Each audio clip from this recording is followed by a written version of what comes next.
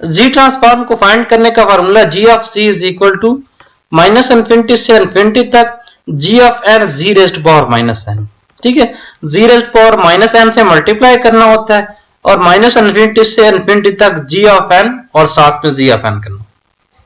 अच्छा, इस सारे केसेस में ना हम एक प्रॉपर्टी इस्तेमाल करते हैं, वो ये होती है कि जीरो से लेकर इन्फिनिटी एक्स ऑफ एन जो होता है ना वो इक्वल होता है 1/1 माइनस एक्स। वो आगे चल के हम उसको अप्लाई करेंगे। सीक्वेंसेस चेक करते हैं और रीजन ऑफ कन्वर्जेंस चेक कर सकते हैं। कॉजल सीक्वेंस क्या होती है और उसका रीजन ऑफ कन्वर्जेंस देखें। कॉजल जैसे हर फिजिकल जो सिस्टम होता है वो कॉजल सिस्टम होता है। कॉजल उसको कहते हैं जो n इज इक्वल टू 0 या 0 से आगे आगे एग्जिस्ट करे। देखें, तो अगर आप फिजिकल सिस्टम की बात करते हैं तो t इज इक्वल टू 0 से स्टार्ट होता है और चलता जाता है ना। इसी तरह डिस्क्रीट टाइम में n इज इक्वल टू 0 से स्टार्ट होगा और आगे चलता जाएगा। अब देखें a of n u of n क्या है, एक यूनिट स्टेप फंक्शन है ना। यूनिट स्टेप फंक्शन है जिसकी वैल्यू 0 से स्टार्ट होती है और इन्फिनिटी तक क्या होती है, 1 होती है। अगर इसका जी ट्रांसफॉर्म फाइंड करें तो X of C is equal to minus infinity से इन्फिनिटी तक। ठीक है, X of N G raised power N, ऊपर हमने फार्मूला देखा था ना, X of N G raised power minus N. X of N की क्या वैल्यू है, A of N U of N. ठीक है, A N U of N लिख दिया। यूनिट स्टेप फंक्शन 0 से लेकर इन्फिनिटी तक इसकी वैल्यू 1 होती है, तो फिर माइनस इन्फिनिटी से 0 तक क्या होता है, ये 0 होता है। जब माइनस इन्फिनिटी से इन्फिनिटी तक ये चीज 0 होती है तो सारे फंक्शन को माइनस इन्फिनिटी से 0 तक 0 कर देगी और 0 से इन्फिनिटी तक ये क्या होता है, 1 होता है। तो 1 मल्टीप्लाई करने से कोई फर्क नहीं पड़ता। तो u ऑफ n की वजह से ये लिमिट होगी 0 से लेकर इन्फिनिटी तक a of n g raised power minus n। ठीक है, अब इसको आप यूं भी लिख सकते हैं a इंटू जी इनवर्स सारे की पावर n। ठीक है ना, a इंटू जी इनवर्स सारे की पावर n। अब x G n is equal to 0 से लेकर इन्फिनिटी तक x ऑफ n होता है 1/1 माइनस x। ठीक है, 1/1 माइनस x, तो यहां x की जगह क्या लिखा हुआ है, a जी इनवर्स। ठीक है, 1/1 माइनस a जी इनवर्स कर दिया, 1/1 माइनस a जी इनवर्स कर दिया। ठीक है, यहां से इसको सॉल्व करें तो g ओवर g माइनस ए आएगा, क्योंकि ये g नीचे चला जाएगा ना। तो जब नीचे एलसीएम लेके यहां g आ जाएगा, यहां g आ जाएगा, नीचे माइनस ए रहेगा, ये नीचे वाला g ऊपर चला जाएगा तो g divided by g minus A आ जाएगा। तो इसका एक ही पोल एग्जिस्ट करेगा, g is equal to a के ऊपर।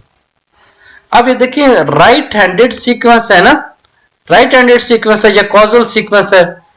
तो कॉजल सीक्वेंस का रीजन ऑफ कन्वर्जेंस जो होता है वो आउटसाइड होता है फ्रॉम आउटर मोस्ट पोल। इसका पोल जो है g is equal to a के ऊपर है, तो इसका रीजन ऑफ कन्वर्जेंस a से बाहर होगा। ठीक है, इसका रीजन ऑफ कन्वर्जेंस क्या होगा, a से बाहर होगा। अब ये सारा a से बाहर होगा। अगर एक से ज्यादा होते ना तो सबसे बाहर वाले पोल से बाहर होता, मतलब फर्ज करें एक आपका पोल होता z इज इक्वल टू 1 के ऊपर, दूसरा होता z इज इक्वल टू 2 के ऊपर, तीसरा होता z इज इक्वल टू 3 के ऊपर। तो इसका रीजन ऑफ कन्वर्जेंस जो है ना वो 3 से भी बाहर होता, यानी कि सबसे बड़ी वैल्यू से भी बाहर होता है। सही है, सबसे जो बड़ी वैल्यू होती है उससे भी बाहर होता है इसका region of convergence causal sequence का। इसी तरह एक और एग्जांपल देखें x of n is equal to 0 है, लेस देन 0 के लिए 0 के ऊपर 2 है, 1 के ऊपर 4 है, 2 के ऊपर 6 है, 4 के ऊपर 3 है, 3 के ऊपर 4 है, 2 के ऊपर 1 है और 5 से ग्रेटर 0 है। तो x ऑफ z क्या हो जाएगा, देखें 0 के ऊपर ये है तो 2 इंटू जी रेज्ड पावर 0, 4 इंटू जी रेज्ड पावर माइनस 1, 6 इंटू जी रेज्ड पावर माइनस 2, 4 इंटू जी रेज्ड पावर माइनस 3, 2 इंटू जी रेज्ड पावर माइनस 4, 5 इंटू जी रेज्ड पावर 1 इंटू जी रेज्ड पावर माइनस 5। आगे सारा 0 है, जी रेज्ड पावर 0 क्या होता है 1, तो सिंपली 2 आ जाएगा। अब देखें कॉजल सिस्टम के लिए आपको मैंने बताया कि इसका region of convergence outside from outer most pole होता है। तो जी ट्रांसफॉर्म के केस में कोई भी सिस्टम स्टेबल तब होता है जब उसका रीजन ऑफ कन्वर्जेंस क्या यूनिट सर्कल को टच कर। अब देखें ये वाले केस में अगर a की वैल्यू 1 से कम है तो ये सिस्टम क्या हो जाएगा, स्टेबल हो जाएगा। अब यूनिट सर्कल क्या होता है, जिसका रेडियस 1 होता है। अब देखें कॉजल सीक्वेंस में हमारा region of convergence outside from outer most pole, यानी कि सबसे बाहर वाले से भी बाहर होता है। जब सबसे बाहर वाले से बाहर होता है तो फर्ज करें हमारे पास 3 पोल्स आए, z is equal to 1, z is equal to 2, z is equal to 3। तो ये 3 से बाहर बाहर रीजन ऑफ कन्वर्जेंस चला गया, तो इसका मतलब है सिस्टम क्या हो गया, अनस्टेबल हो गया। इसी तरह हमारे पास एक पोल है z इज इक्वल टू 0 के ऊपर, दूसरा है z इज इक्वल टू 0.1 के ऊपर, तीसरा है z इज इक्वल टू 0.5 के ऊपर। तो रीजन ऑफ कन्वर्जेंस 0.5 से बाहर बाहर चला गया, तो अब ये सिस्टम क्या होगा, स्टेबल होगा। यानी कि जब इस यूनिट सर्कल को रीजन ऑफ कन्वर्जेंस टच करे ना तो वो सिस्टम स्टेबल होता है। ठीक है, अब यूनिट सर्कल को रीजन ऑफ कन्वर्जेंस कैसे टच करेगा, कि जब इसके सारे के सारे पोल्स इसके यूनिट सर्कल के अंदर लाई करें। जब सारे के सारे यूनिट सर्कल्स के अंदर लाई करेंगे तो रीजन ऑफ कन्वर्जेंस अंदर से स्टार्ट होगा और बाहर की तरफ जाएगा, तो यूनिट सर्कल को कहीं ना कहीं टच कर रहा है ना। ठीक है, जब वो टच कर रहा है तो वो सिस्टम स्टेबल होगा। अगर वो यूनिट सर्कल से बाहर है, जैसे z इज इक्वल टू फर्ज करें 1 और 2 आता है, 2 आ गया, 2 यूनिट सर्कल से बाहर है, तो वो सिस्टम सारे अनस्टेबल हो जाए।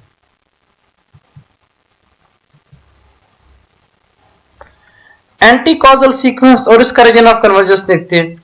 देखिए एंटी कॉजल सीक्वेंस होती है जैसे हमारे टाइम डोमेन में लेफ्ट हैंडेड सीक्वेंस होती है, जो n इज इक्वल टू 0 से लेकर -∞ तक जाती है। ठीक है, जो नेगेटिव साइड पे जाती है।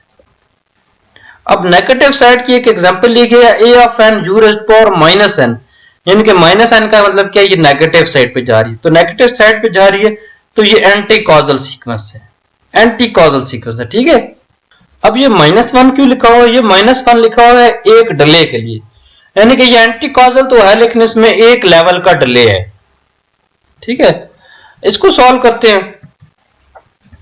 अब देखिए ये कहां से कहां तक एग्जिस्ट करती है। जब एक लेवल का डिले है तो वैसे इसने कहां से जाना था, 0 से लेकर -∞ तक जाना था। जब एक लेवल का डिले है तो अब 0 से कब स्टार्ट होगी, 0 से एक और बाद, यानी कि -1 से स्टार्ट होगी और -∞ तक जाएगी। ठीक है, यही चीज लिखी हुई है, -1 से स्टार्ट हुई और -∞ तक गई, यानी कि इसकी अपर लिमिट क्या हो जाएगी -1 और लोअर लिमिट क्या हो जाएगी -∞। ठीक है, अब देखिए अगर इसको माइनस से मल्टीप्लाई कर दें, एक और माइनस से मल्टीप्लाई कर दें, तो हमारे पास क्या आता है, ये सारे का सारा जो लिमिट्स है वो उल्टी हो जाती है।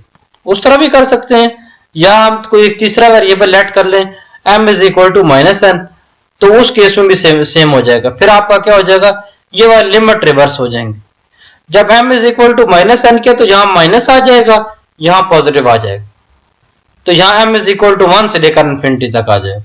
ठीक है, दोनों का मतलब एक है, या तो इसकी लिमिट रिवर्स करने के लिए यहां नेगेटिव साइन लगा लें, या एक दूसरा वेरिएबल ऐड कर लें m is equal to -n, तो यहां माइनस की जगह प्लस की जगह -n आ जाएगा, माइनस की जगह प्लस आ जाएगा, तो 1 से लेकर इन्फिनिटी तक चला जाएगा। ठीक है, अब 1 से लेकर इन्फिनिटी तक चला जाएगा। हमारे पास फार्मूला है m इज इक्वल टू या n इज इक्वल टू 0 से इन्फिनिटी तक x ऑफ n इक्वल होता है 1/1 - x। ठीक है, अब 0 से स्टार्ट करने के लिए इसमें क्या करना पड़ेगा, a ऑफ 0 और z ऑफ 0 ये दोनों होने चाहिए। जब a ऑफ 0 और z ऑफ 0 दोनों लेके आएंगे तो हमारे पास इसमें क्या करना, प्लस a ऑफ 0 करना पड़ेगा, माइनस a ऑफ 0 करना पड़ेगा। इसका मतलब +1 और -1 करना पड़ेगा। जब इसने +1 और -1 दोनों किया तो फिर हमारे पास 0 वाली वैल्यू आ गई। तो +1 और -1 करने के बाद जब हमने इसको सॉल्व किया तो यह है 1/1 माइनस az इनवर्स। तो यहां इसका पोल निकला z is equal to a के ऊपर। अब ये एंटी कॉजल सीक्वेंस है, इसका रीजन ऑफ कन्वर्जेंस होता है inside from inner most pole, यानी कि जो सबसे अंदर वाला पोल होता है ना उससे भी अंदर अंदर। जबकि कॉजल सीक्वेंस में क्या होता था, आउटसाइड फ्रॉम आउटर मोस्ट पोल, सबसे बाहर वाले पोल से भी बाहर। जबकि इस एंटी कॉजल के केस में z is less then a, मतलब अंदर इस जो पोल है इसके अंदर अंदर इसका रीजन ऑफ कन्वर्जेंस होता है। ठीक है, जब इसका रीजन ऑफ कन्वर्जेंस इसके अंदर अंदर होता है तो इसके सिस्टम के स्टेबल होने के लिए हमें ये जरूरी होता है कि ये सारा, अब देखिए रीजन ऑफ कन्वर्जेंस इससे अंदर अंदर है, तो कोई सिस्टम स्टेबल तब होता है जब उसका वो यूनिट सर्कल को कवर कर रहा हूं।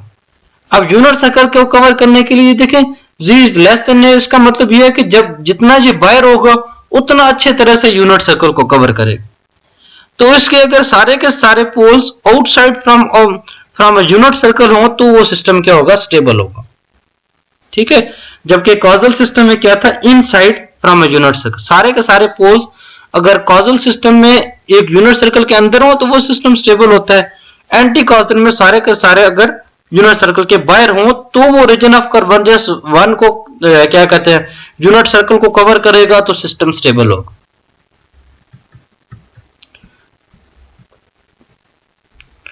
टू साइडेड सीक्वेंस देते हैं। टू साइडेड सीक्वेंस का मतलब ये है कि आपके पास एक कॉजल है और एक एंटी कॉजल है। अब ये देखिए, ये कॉजल सीक्वेंस है और ये एंटी कॉजल है। ठीक है, जब कॉजल को सॉल्व किया तो 1/1 माइनस ए जी इनवर्स आया। कॉजल का region of convergence outside from outer most pole, तो ए की पोल है जी ग्रेटर देन ए। अब एंटी कॉजल को सॉल्व किया तो 1/1 माइनस बी जी इनवर्स, तो inside from inner most pole ए की पोल है तो जी लेस देन बी। ठीक है, अब ये देखें इसमें यहां मसला आता है। अब इसका रीजन ऑफ कन्वर्जेंस ये कहता है कि ए से बड़ा हो और ये कहता है कि बी से छोटा हो। ठीक है, अब देखें दो चीजें हैं। अगर तो ये कहता है ए से बड़ा हो और बी से छोटा हो, अगर ए की वैल्यू फॉर एग्जांपल 3 है और बी की वैल्यू क्या है, 5 है। ठीक है, जब ए की वैल्यू 3 है तो इसका मतलब है रीजन ऑफ कन्वर्जेंस क्या है, 3 से बाहर है, 3 से बाहर है। और बी की वैल्यू क्या है, 5 है, 5 से अंदर है। इसका मतलब यह है कि हमें एक इस तरह का ऐसा सर्कल बनाना पड़ेगा जो 3 से बाहर जिसका रीजन ऑफ कन्वर्जेंस और 5 से अंदर, यानी कि कोई इस तरह से, ये इस तरह से हमारी प्लेट बनेगी। ठीक है ना। अगर ए की वैल्यू जो है वो कम है बी से। अब दूसरी बात देखिए, फर्ज करें ए की वैल्यू जो है, अब इस केस में ए की वैल्यू पहले मैंने 3 कहा और बी की 5 का। दूसरे वाले केस में ए की वैल्यू फर्ज करें 5 है और बी की वैल्यू 3 है। अब ये कहता है कि 5 से बड़ा हो और ये कहता है 3 से छोटा हो। अब एक ही चीज एक वक्त में 5 से बड़ी हो 3 से छोटी तो नहीं हो सकती, तो इसका मतलब है उसका रीजन ऑफ कन्वर्जेंस एग्जिस्ट नहीं करता।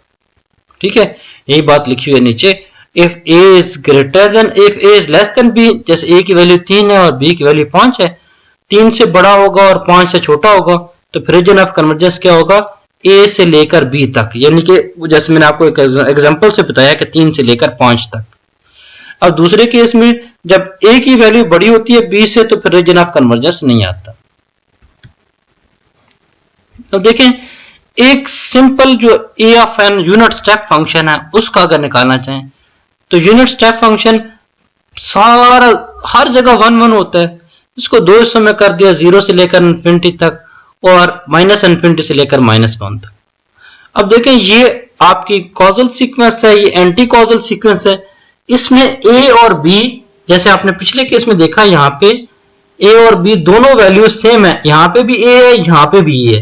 ठीक है ना, यहाँ पे भी ए और यहाँ पे भी। अब जो दोनों वैल्यू सेम होगी, एक जगह 1 है और दूसरी जगह 1 है, तो एक चीज 1 से बड़ी और 1 से छोटी हो ही नहीं सकती, तो इसीलिए इसका रीजन ऑफ कन्वर्जेंस नहीं एग्जिस्ट करता। ठीक है, पहला कहता है कि ए से बड़ा हो, दूसरा कहता है ए से छोटा हो।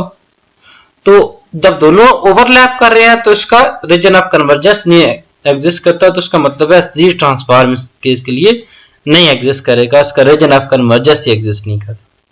ठीक है, तो ये मसला होता है रीजन ऑफ कन्वर्जेंस के केस में। ये मुख्तलिफ एग्जाम्पल जैसे मैंने आपको बताया, ए की वैल्यू छोटी हो बी से, तो फिर इस तरह से आता है। रीजन ऑफ कन्वर्जेंस की मुख्तलिफ शेप्स हो सकती हैं। अगर आपके पास एक राइट हैंडेड सीक्वेंस है तो outside from outer most pole, यानी कि सबसे बाहर वाले से भी बाहर पर, अगर हम यानी कि जिसको आप कॉजल सीक्वेंस कहते हैं। अगर हमारे पास एंटी कॉजल सीक्वेंस है तो सबसे अंदर वाले पोल से भी अंदर होती है। जब दोनों मिक्स होती हैं, जो दरमियान वाली जो प्लेट बनती है ना, वो वाला हमारा रीजन ऑफ कन्वर्जेंस होता है। और अगर ये रीजन ऑफ कन्वर्जेंस जो है यूनिट सर्कल को टच कर रहा हो तो हमारा सिस्टम स्टेबल होगा। इस केस में सारे के सारे पोल्स, यानी कि कॉजल के केस में सारे के सारे poles inside from unit circle इस केस में सारे के सारे पोल्स यानी कि एंटी कॉजल के केस में आउटसाइड फ्रॉम यूनिट सर्कल होने चाहिए। कॉजैलिटी, स्टेबिलिटी एंड कॉजैलिटी देखते हैं। देखें, हमारा दो तरह के सिस्टम होते हैं, एक एंटी कॉजल में इनसाइड फ्रॉम इनर मोस्ट, और जबकि कॉजल के केस में आउटसाइड फ्रॉम आउटर मोस्ट। तो कॉजल सिस्टम तब होता है when all poles lies inside unit circle. अब एक कॉजल सीक्वेंस जिसका रीजन ऑफ कन्वर्जेंस इस तरह का जो होता है outside from outer most pole होता है, तो उसमें रीजन ऑफ कन्वर्जेंस को जब यूनिट सर्कल को टच करने के लिए उसके सारे के सारे पोल्स अगर यूनिट सर्कल के अंदर होंगे तो वो सिस्टम स्टेबल हो। ठीक है। एक एंटी कॉजल सिस्टम जिसका रीजन ऑफ कन्वर्जेंस अंदर की तरफ आता है, अब इसके सारे के सारे पोल्स यूनिट सर्कल से बाहर होंगे ना। ठीक है। जब सारे के सारे बाहर होंगे तो ये यूनिट सर्कल को कवर करेगा, तो फिर ये स्टेबल हो। ठीक है, जीरो का कोई ताल्लुक नहीं होता स्टेबिलिटी के साथ।